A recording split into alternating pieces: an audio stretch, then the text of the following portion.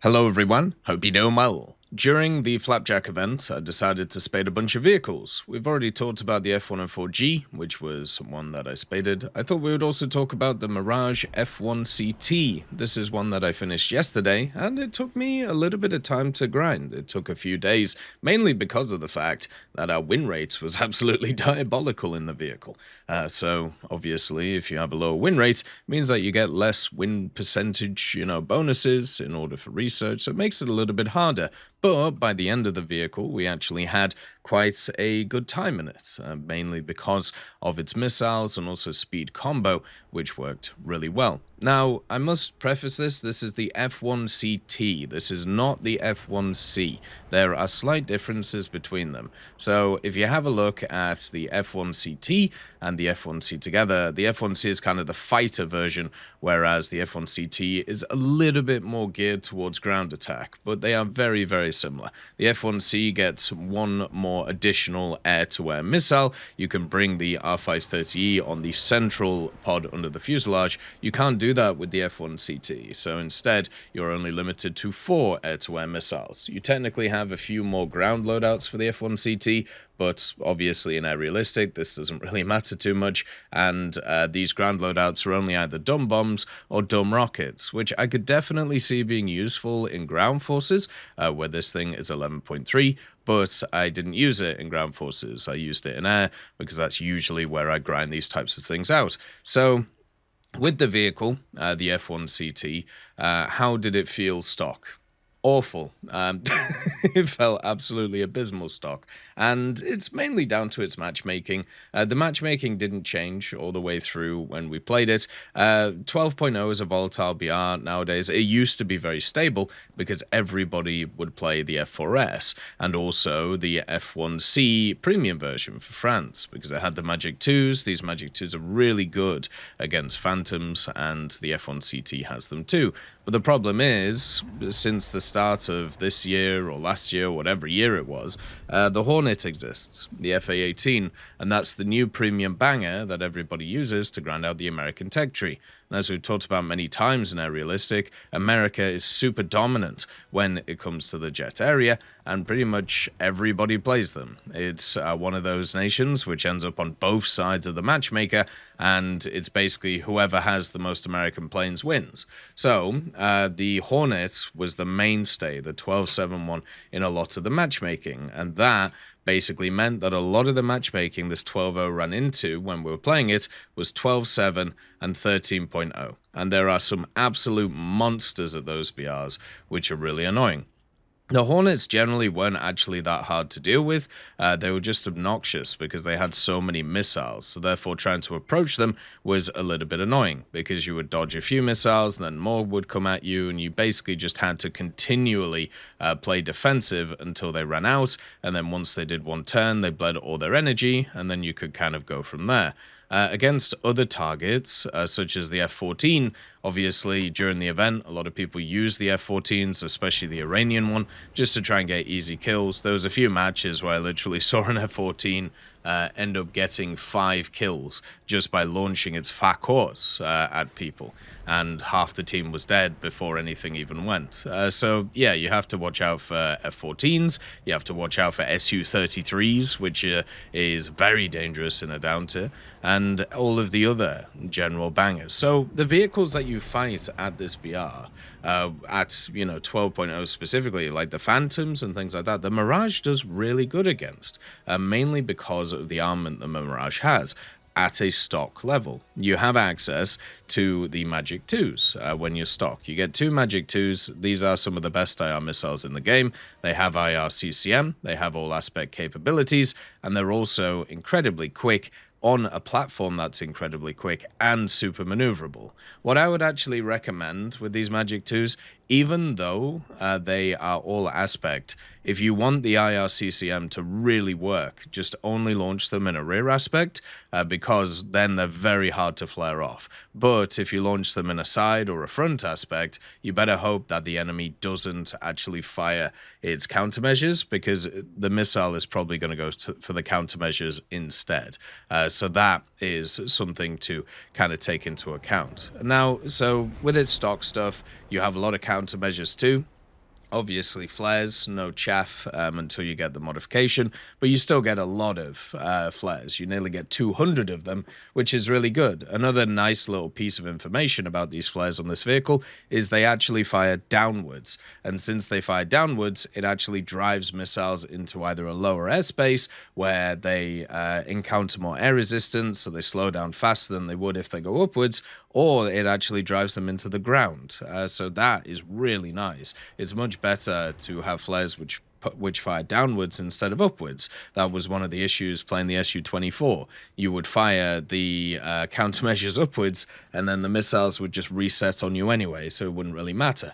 Whereas with the F1CT, with its speed and also with its countermeasures, it actually has really good survivability against missiles. And the other part is, I would highly recommend getting an expert crew on this thing just because of the fact that you're going to run into so many monsters where you're going to have to maneuver very quickly towards the ground, because this is a very aggressive semi-active radar homing area. There's a lot of very, very good AIM-7s around the place, and also even MiG-29s that you can run into, which have the R-27s, which are very, very strong. And so you just got to be a little bit careful in that way. So stock-wise, it was okay as long as you could get close to targets which were close to you. And if you face high-tier stuff, then you've just kind of got to survive. What I would also recommend with this vehicle is it has some pretty good speed out the gate. So actually researching the flares and chaff should be your first modification. I screwed up and I actually went for the compressor first, just because of the fact that I thought, okay, I probably need a little bit more speed on this thing, and I probably need a little bit more thrust. But actually, it made more sense to go for the countermeasures, because you can actually unlock a chaff pod on this thing, which takes a pylon which a missile does not sit on. So what that means is you now have 216 worth of chaff and nearly 202, just less than 200 flares. So really, really good countermeasure amount for a vehicle at 12.0. This means that you can be very liberal with your countermeasure use. You can fire off a bunch of flares, you can fire off a bunch of chaff, and it generally just feels a lot nicer. So I would highly recommend going for that, and then just getting the missiles. Even though the R530s are terrible at this BR, they just don't work, really. You need some kind of threat, which is a little bit longer, to be able to hit enemies and go from there. The good thing about the F1CT, and I've seen a lot of people complain about the radar on this thing, the Serrano 4. I didn't have too much of an issue with the radar. The MTI radar worked very well.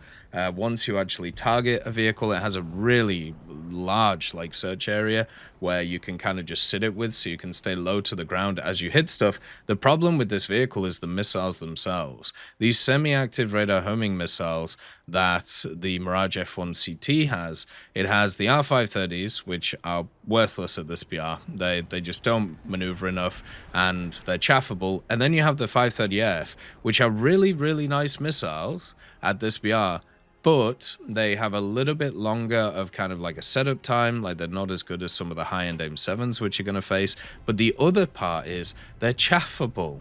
So if you see an F1C and it fires one of these big semi-active missiles at you, just throw a bunch of chaff at it.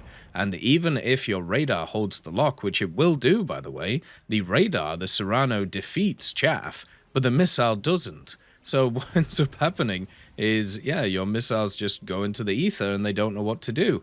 And that just sucks on the F1CT. I don't know how else to put it. So against targets who don't know what they're doing and only bring flares, because, most of these missiles are on this BR, turns out you can't chaff them out. But against the Mirage, you can. And it's just frustrating. So that means half your armament sometimes works, but then other times just doesn't. Then the Magic 2s, as I said, they are very, very strong. So if you get into a good position with those, then you can, do really well. One of the other problems is you can only bring 4 missiles on this thing. Most vehicles that you face have 8. So you have to be very, very choosy with where you throw these missiles and what you actually hit with them. And that can be pretty tough to do because you don't have the fallback of if things go wrong. There was a lot of times with the F1CT where I'd end up in a very aggressive fight at the start. I would get 1 or 2 kills and then I'd realize, oh, I don't have any missiles left. And then the enemy came and they still had 6, 7, 8 missiles on their their Phantoms, on their Hornets, or on their F-14s. So you do have to be a little bit careful with all of that, with the F1CT, and picking and choosing your targets. That's why it's not as good as being aggressive as a lot of the other vehicles. You have to be a little bit standoffish to be able to get them going. You know, you want to engage stuff from a rear aspect with the Magic 2s, and also you want to try and catch people off guard with your semi-actives, because if you don't, then they're going to get chaffed off. That doesn't mean I didn't have a good time with this vehicle by the end. The vehicle, once I got like a lot of the mobility upgrades, once I got the actual missiles, I actually found it quite enjoyable to play. We had quite a few games where we ended up with 4, 5, 6. We even nearly had a 7-kill game. But that was mainly down to the fact that my teams were just falling apart. And this is a problem with the BR and a problem with the matchmaking. So if the most dominant premium at the BR is at 12.7, and every other nation only really has premiums either at 12.7 or 12.0, you're going to have really rough matchups. And what was happening over and over again was on my team, since I was playing France with the Mirage F1CT, and there was a lot of people playing the 200, the premium version of the F1C, you would have a bunch of 12.0s matching up against a bunch of 12.7s and 13.0s. And this just meant that there was so many games where you just got massacred and there wasn't anything you could do about it. This would be fixed if there was just a 12.7 premium for another nation, but there isn't. And the Hornet just kind of dominates the area, whereas, you know, you have some other premium Hornets around the place, like you have the German one and you have the British one, but it's nothing compared to the American one because of its popularity and how many people play it.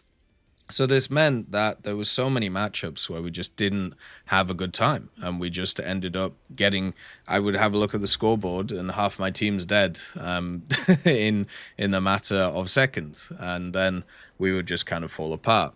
So the stats in this thing, we played 81 battles and 46% win rate, which, just to give you an idea, my average win rate is 55%, so we're 10% lower than usual. This is something that happened when we played the Mirage 3 CS2, but with the F1CT, we ended up with 113 air kills and 49 deaths, which for me personally I felt was really nice while kind of playing this thing, because there was a lot of times where you would just look at the team and realize that half of you were dead within the first like few minutes of the battle, so you were always on the back foot. We even had battles where we were ahead.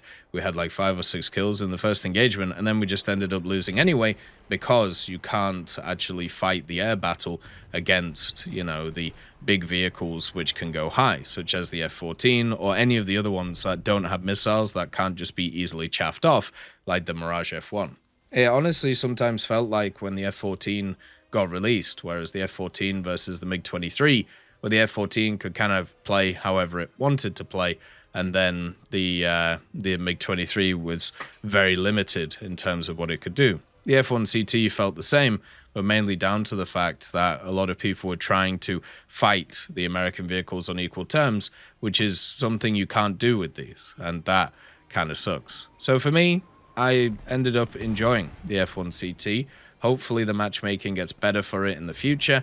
I think that'll only happen whenever a new premium comes out and it's at a higher BR, so therefore this thing will be kind of left alone. But I'm glad that I spaded it. And also in the meantime, I spaded the Mirage F1C2, just to kind of have a bit of fun with it as well.